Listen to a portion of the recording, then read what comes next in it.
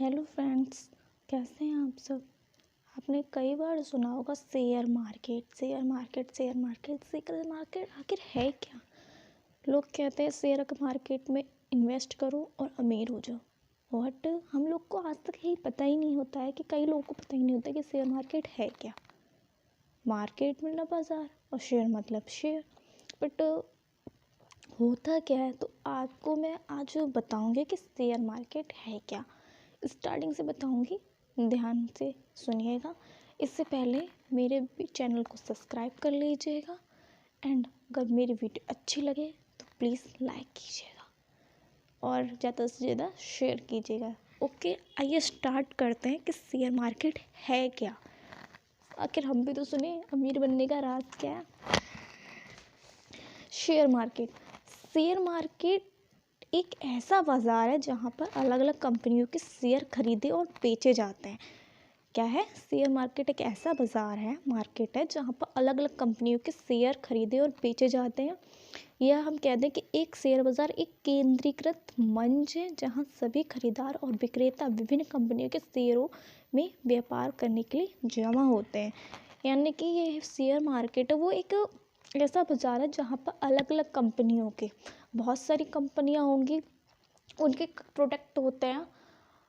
जैसे टाटा है, टाटा के कई सारे प्रोडक्ट हैं वर्लपूल कंपनी है, एप्पल की कंपनी है, तो एप्पल की कंपनी के, वर्लपूल की कंपनी के बहुत सारे प्रोडक्ट होते हैं, बहुत सारे शेयर्स होते हैं। तो उन शेयर्स को एक जहाँ से ऑनलाइन या ऑफलाइन खरीदा या बेचा जाता है तो उसे शेयर मार्केट कहते हैं। और खरीदो बेचो किसके द्वारा जा सकता है? खरीदार और विक्रेता द्वारा विभिन्न कंपनी के शेयरों में व्यापार करने के लिए जमा होते हैं, तो इसे शेयर मार्केट कहते हैं।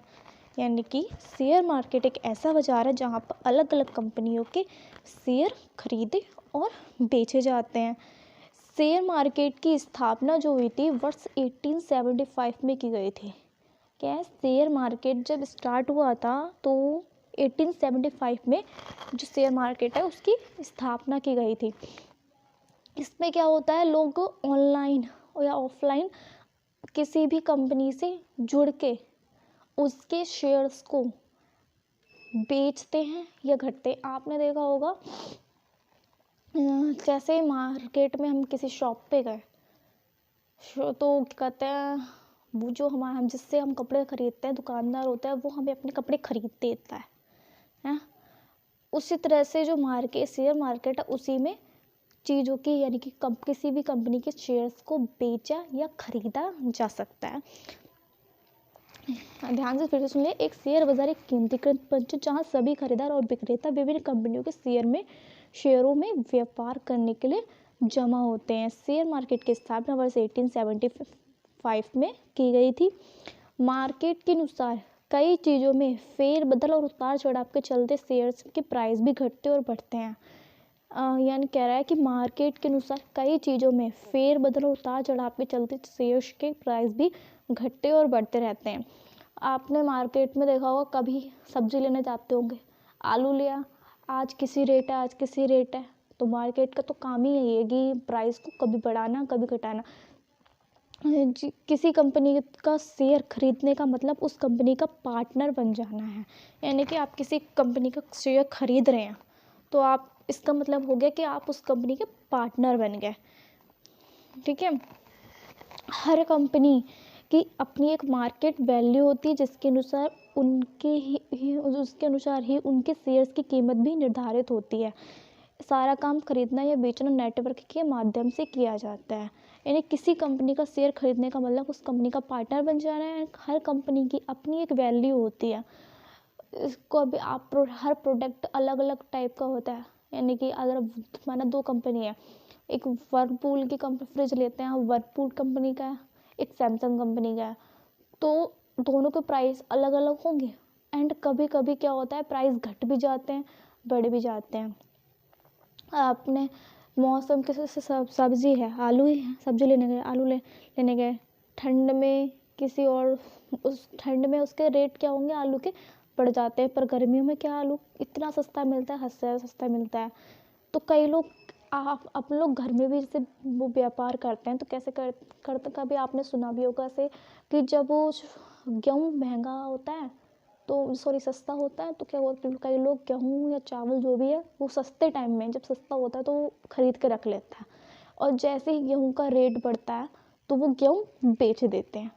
उसी तरह से शेयर मार्केट में भी होता है, जैसे ही शेयर्स के जो प्राइस होते हैं वो घटते हैं तो लोगों का, अगर शेयर्स मेरे पास शेयर्स किसी कंपनी का शेयर रखा है और उसका प्राइस अगर बढ़ रहा है तो मेरा फ़ायदा होगा, क्योंकि मैंने सस्ते में ख़रीदा और महंगे में बेचा है तो मेरा फ़ायदा ही होगा, प्रॉफिट होगा। अगर मैंने 20 रुपये में कोई शेयर ख़रीदा और उसका प्राइस 24 होता गया और 24 आया, 25 आया, 26 आया, मैंने 24 में बेच दिया, 26 में बेच दिया मैंने उस प्राइस को, तो मेरा प्रॉफिट हुआ कि मैंने लिया 20 प्राइस में और बेच दिया मैंने 26 में, तो मेरा प्रॉफिट हुआ।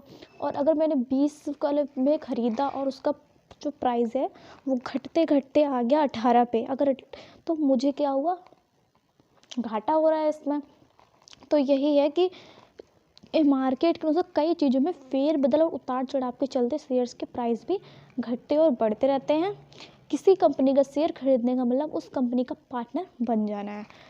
हर कंपनी की अपनी एक मार्केट वैल्यू होती है, यानी कि हर कंपनी की एक अलग वैल्यू होती है। उसके जो प्रोडक्ट होते हैं उनके जो प्राइस होते हैं यानी कीमत होते हैं वो एक निर्धारित होते हैं। उन कीमत को हम निर्धारित नहीं कर सकते। जो जिस कंपनी का शेयर होगा उस कंपनी की एक मार्केट वैल्यू होती है, उसी के अनुसार उनके शेयर्स की कीमत भी निर्धारित होती है। सारा काम खरीदना या बेचना नेटवर्क के माध्यम से किया जाता है। अब आता है कि शेयर आकर हम खरीदे कैसे, शेयर खरीदे कैसे जाते हैं। तो मैं आपको बता दूं,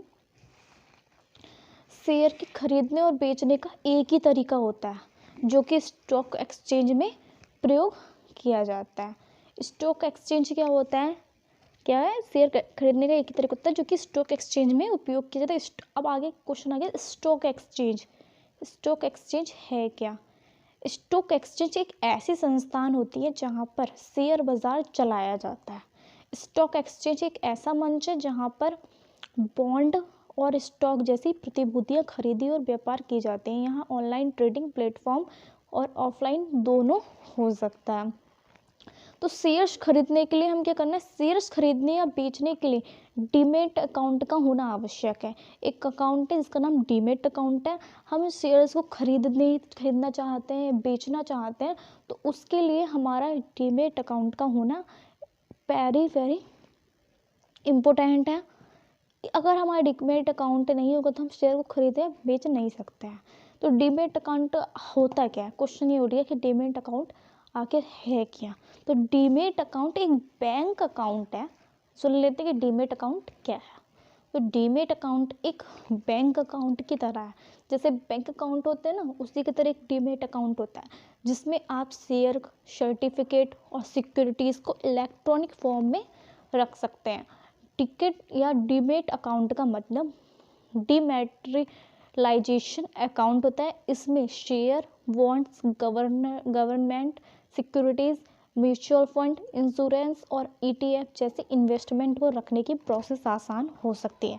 यानी कि डीमेट अकाउंट आपको बनाना पड़ेगा, उसके बाद ही आप किसी कंपनी से जुड़ के उस कंपनी के शेयर्स को खरीद या बेच सकते हैं।